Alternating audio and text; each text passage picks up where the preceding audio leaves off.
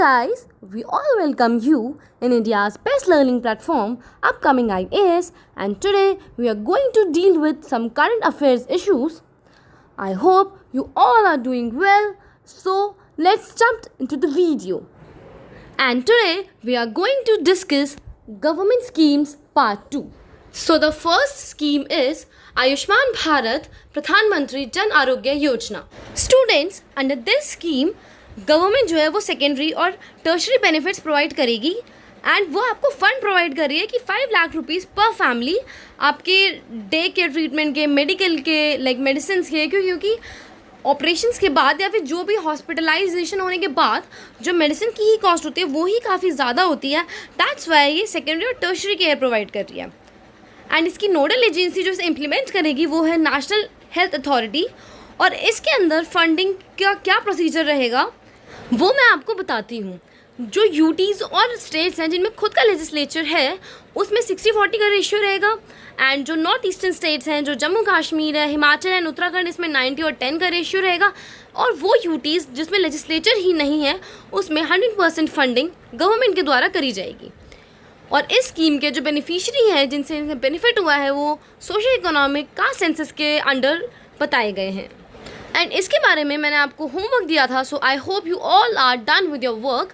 तो let me brief it for you students. Social economic caste census ये society के economic और इसके साथ साथ उसकी कास्ट की कंडीशंस के बारे में भी बताता है, जिससे कि गवर्नमेंट को पता लगे कि किस किस लेवल पे और किस वे में हमारे इंडिया में इकोनॉमी जो है वो चल रही है, लाइक किस किस वे में पॉवर्टी एग्जिस्ट करती है.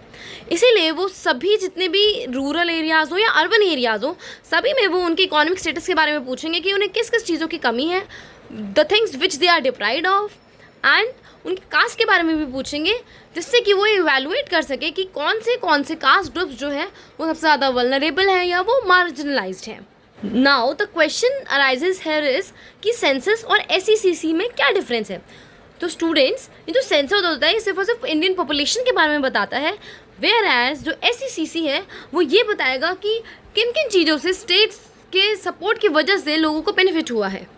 और सेंसस के अंदर बहुत सारी चीज़ें कॉन्फिडेंशियल रखी जाती हैं.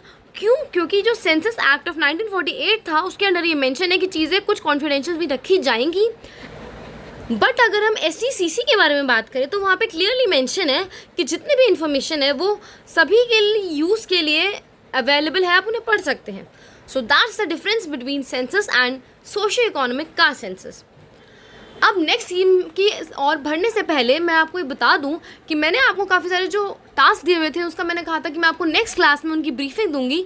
बट अगर मैं ये करती तो जो हमारा लेक्चर है वो काफ़ी लेंदी हो जाता है एंड लेंदी सेशंस किसी को पसंद नहीं होते और आपका जो अट्रैक्शन होता है, जो आपका ध्यान होता है ना, वो भी वहाँ से डिस्टर्ब्ड होता है. तो वो मैं आपको डेफिनेटली कराने वाली हूँ. हम स्टूडेंट्स क्या करेंगे कि हम सैटरडे को अपने रेगुलर सेशन के अलावा एक और सेशन रख लेंगे. उसमें जितनी भी चीज़ें मैंने आपको कही थी कि आप लाइन टू लाइन पढ़िए, वर्ड टू वर्ड आप समझिए, कि उसमें और भी जो जो चीज़ें आ रही हैं जो आपको मैम एक्सप्लेन नहीं कर रही है, आपको खुद से कवर करनी है, बट मैम भी उन्हें कवर करेंगी. सो दैट्स वाई हम सैटरडे को अपने सेशन के अलावा एक और सेशन ले लेंगे और उसमें मैं ये सारी चीज़ें आपको एक्सप्लेन कर दूंगी जो मैंने आपको कहा था. तो चलिए अपनी नेक्स्ट स्कीम की तरफ, विच इज़ प्रधानमंत्री भारतीय जन औषधि परियोजना. इसके अंदर जो गवर्नमेंट है वो आपको औषधि प्रोवाइड करेगी. औषधि like generic medicine, not proper medicine but generic medicine.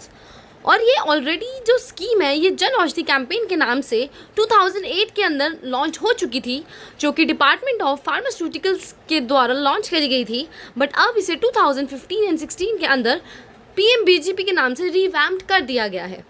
और अब इसकी नोडल एजेंसी कौन है is BPPI, bureau of pharma PSUs of India, जो कि ministry of chemicals and fertilisers के अंदर आता है. एंड मेडिसिन तो समझ में आता है, that's okay, but what is generic medicine. Generic medicine है कि जो एक्चुअल मेडिसिन होती हैं उनमें जो सॉल्ट प्रेजेंट होता है ना, वो सॉल्ट आपको उन मेडिसिन में मिलेगा और इसके साथ ही साथ वो उसमें कुछ और ऐड ऑन भी कर देंगे. लाइक अगर वो फीवर की है तो उसमें वो हेडेक के भी जो सॉल्ट्स होते हैं वो ऐड ऑन कर देंगे और उसको एक न्यू सॉल्ट बना के वो सेल करेंगे, and that is generic medicine. और यही रीज़न है कि ये मिनिस्ट्री ऑफ हेल्थ में ना आके ministry of chemicals and fertilisers में आती है. एंड अंडर दिस स्कीम जो गवर्नमेंट है उसने जन औषधि केंद्रास भी डेवलप करे हैं जहाँ पे जेनरिक मेडिसिन अवेलेबल होगी, और इसके लिए एक एप्लीकेशन भी उन्होंने लॉन्च करी है विच इज़ जन औषधि सुगम एप्लीकेशन, जो आपको बताएगा कि आपके नियर बाय कौन से जन औषधि केंद्रास अवेलेबल हैं। एंड ये जो केंद्रास होंगे ये किसी के भी द्वारा आप ओपन करे जा सकते हैं, like doctors, pharmacist, NGOs, self help groups and so on.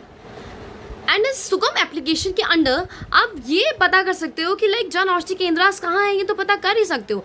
आप ये भी देख सकते हो कि कौन सी जेनरिक मेडिसिन वहाँ पे अवेलेबल हैं। कहीं ऐसा ही नहीं है कि आपको जो मेडिसिन चाहिए उस टाइम पे वो वहाँ पे अवेलेबल ना हो। एंड थर्ड चीज़, आप जेनरिक मेडिसिन और ब्रांडेड मेडिसिन में डिफरेंस भी कर सकते हो कि ये जो जेनरिक मेडिसिन है ये एक्चुअल में एफिशिएंट है भी या नहीं।